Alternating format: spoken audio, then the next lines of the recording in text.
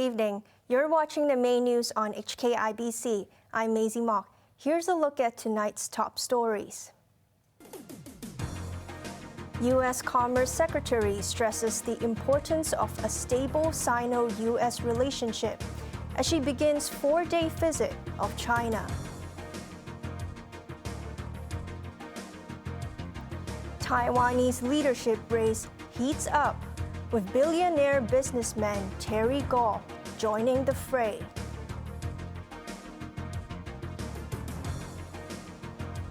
And both Hong Kong and Shanghai markets soar after Beijing slashes stamp duty for stock transactions by half. U.S. Commerce Secretary Gina Raimondo has told her Chinese counterpart that a stable Sino-US relationship is profoundly important. The senior U.S. official is currently on a four-day visit to China as Washington tries to improve relations with its rival. Azam Khan reports. U.S. Commerce Secretary Gina Raimondo kicked off her highly anticipated visit to Beijing this week by meeting her Chinese counterpart, Wang Wentao. Both sides were eager to dial down the animosity, which has hurt relations between the two superpowers in recent years. In her opening remarks, Raimondo insisted Washington is never seeking to decouple with China. She explained the range of measures taken against Beijing is also not intended to impair the Chinese economy. It's intended to reduce risk in our supply chain. It's intended to strengthen our country and our infrastructure and to create jobs. However, it is not intended to hinder China's economic progress. We believe a strong Chinese economy is a good thing. She says outside of sensitive industries, there are still plenty of areas the two sides can work together. Of course, in matters of national security, there is no room to compromise or negotiate. But as you say, the vast majority of our trade and investment relationship does not involve national security concerns. And in this regard, I'm committed to promoting trade and investment in those areas that are in our mutual best interest. Raimondo singled out healthcare, climate change, and people-to-people ties as areas for collaboration. Wang agreed with his American counterpart that there was plenty of room to grow Sino-US trade, which reaches $700 billion annually. U.S. President Joe Biden has been dialing up tech curbs against China in recent months. Washington, however, extended an olive branch to Beijing last week, announcing it had removed export controls for 27 Chinese companies just days before Raimondo's visit, the fourth highest-ranked American official to visit China in as many months. Raimondo is also expected to meet Premier Li Qiang and will spend a night in Shanghai. Azam Khan, HKIBC. Back in Hong Kong, police have arrested a 43-year-old man on suspicion of sexually abusing two young students at his tuition center in Mei Fu. The school has shut down, but officers fear there could be more victims. The 43-year-old operator of this tuition center in Meifu Sanchun was arrested on Friday after he allegedly abused two students who are 9 and 12 years old. The school was already shut down by the time the media arrived today. A notice was put up on the door stated that it has decided to shut down because of an incident. The abuse came to light when the grandmother of the two boys questioned why they did not want to go to class last week. One of them then recalled his horrific experience with the tutor, prompting his family to notify police. The man, who is married with one child, reportedly confessed to the crimes following his arrest. Officers also recovered from his electronic devices, videos, and photos related to the case. The man, surnamed Yu, has been charged with indecent assault, indecent conduct with children under 16, and making child pornography. He appeared in Kowloon City Magistracy today. Police said the investigation is still underway and did not rule out more victims could be involved. Sources said Yu had been operating the tuition center for 6 years, with around 70 students enrolled to classes. The government has brushed off suggestions that its high asking price has scuttled the tender for a residential site in Chunwan. Grandming Group was the only developer to submit a bid for the 4.9-hectare plot near Yaokom Town. But its offer couldn't match the asking price, and the Lands Department withdrew the tender last week. Authorities are now inviting the Housing Society to take up the project to build so-called starter homes, a form of discounted flats for first-time home buyers. Housing Minister Winnie Ho says there is still great demand for subsidized flats. Development Minister Bernadette Lin rejected claims that the government failed to adjust its asking price amid a market downturn. How the tenderers or potential tenderers look at the site and how they assess their own company strategy and the prospect of the property market. So many different factors are involved. And as with other land sale sites coming up, we look at it from a case-by-case basis. And of course, government also sets a reserve price. We do not sell our land cheap. One of Taiwan's richest men is throwing himself into the ring for the leadership race next year. Foxconn founder Terry Gou says he must rescue Taiwan from the brink of war and denied claims that he will cannibalize votes within the opposition camp. Months after failing to earn the blessing of the main opposition party, Kuomintang, Terry Gou decided to go it alone. Staging a press conference in the heart of Taipei this morning, the 72-year-old businessman announced that he is entering the leadership race next year. The founder of electronics giant Foxconn, one of the main suppliers for Apple, explained that he had no choice but to enter the ring.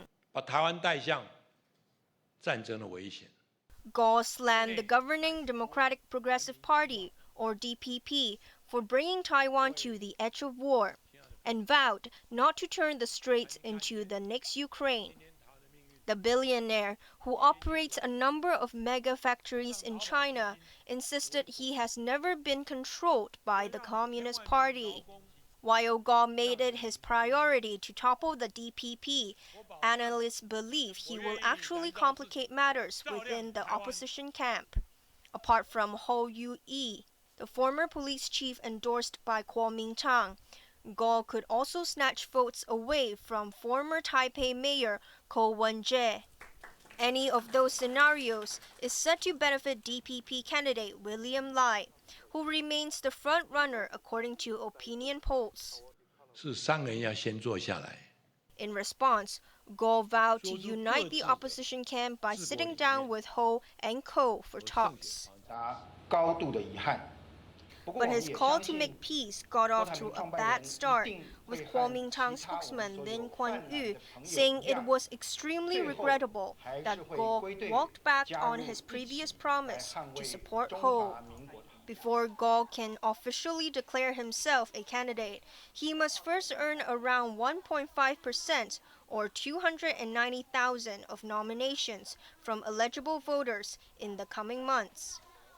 Whoever wins the election on January the 13th next year will succeed Tsai Ing-wen in May when she completes her second and final 4-year term in office. There is renewed enthusiasm in the search for the mythical Loch Ness Monster, as volunteers from around the globe converged on one of the biggest lakes in Scotland to look for the fabled beast. This weekend, we've had a bit of a media frenzy because we're conducting the largest surface watch ever of Loch Ness to try and discover what it is people are seeing. What is this thing we know as the Loch Ness Monster? We're here to uncover some of the truths and also where some of those myths and legends come from. But there is science out there, or we are using science, I should say, to try and explain some of this mystery. Volunteers fanned out across the 37-kilometer-long lake in the Scottish Highlands in search of Nessie. Some used scientific instruments to pick up acoustic signals. According to Scottish folklore, a giant long-necked creature has inhabited the lake since medieval times, and reports of sighting have been made from time to time. That said, the latest expedition by researchers has failed to return any conclusive evidence of the peculiar animal.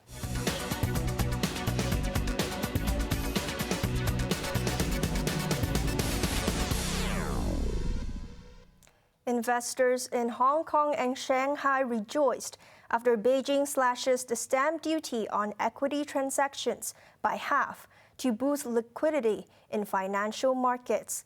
But the market response was rather short-lived. Sachin Katvi reports. The Hang Seng Index soared at the start of the trading week after Beijing announced that it would halve the stamp duty on stock transactions from today. The benchmark jumped as much as 3.4% in early trading before the gains were trimmed in the afternoon to close 1% higher. The rally came after the Finance Ministry cut the stamp duty to 0.05%, the first reduction since 2008. Authorities said the move is aimed at invigorating the capital market and boosting investor confidence.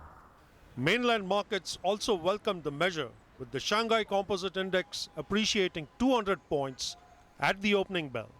But the excitement was short-lived as traders cashed out to cover previous losses, and the index ended just 1.1% higher. China Evergrande Group, which filed for bankruptcy protection in New York after its US business went south, resumed trading in Hong Kong today after a 17-month suspension. But its shares crash-landed and the developer was reduced to a penny stock, falling 87% in opening trade. The real estate mogul was festering by the end of the day, losing 79% to close at 35 cents. The rout wiped out $2.4 billion from its market value in a single day. Analysts believe that the positive sentiment brought by the measures will be short-lived, as the property crisis has yet been resolved while economic growth remains sluggish. Even the SAR government is now desperate to boost liquidity in the market after daily turnover has consistently shrunk in the past 2 years. Chief Executive John Lee confirmed yesterday that a task force chaired by Financial Secretary Paul Chan will announce a raft of measures sometime this week. Sachin Katvi, HKIBC. Now let's take a look at the markets. The Hang Seng Index ended the day up by 174 points. To the top 10 active stocks, Tencent was up $5.20, Tracker Fund was up 14 cents, while Meituan was up $2.50. AIA was up 75 cents, while Ping An was up 95 cents. Forex trading against the Hong Kong dollar. Euro is at 8.47. The British pound is at 9.87, while the Australian dollar is at 5 points. And in the UK market, the London FTSE is currently closed. On to the weather now. Mainly cloudy with a few showers and thunderstorms tomorrow. Temperatures will range between 27 and 31 degrees. Very hot with sunny periods in the following couple of days. Now let's take a look at the weather around the world.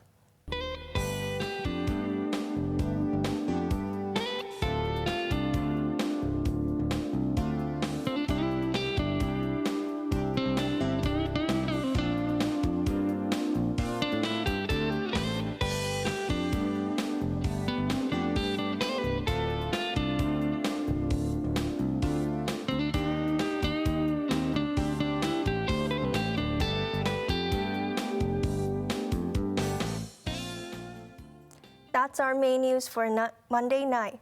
Join us for more news at 11. I'm Maisy Mok. Thanks for watching. Good night.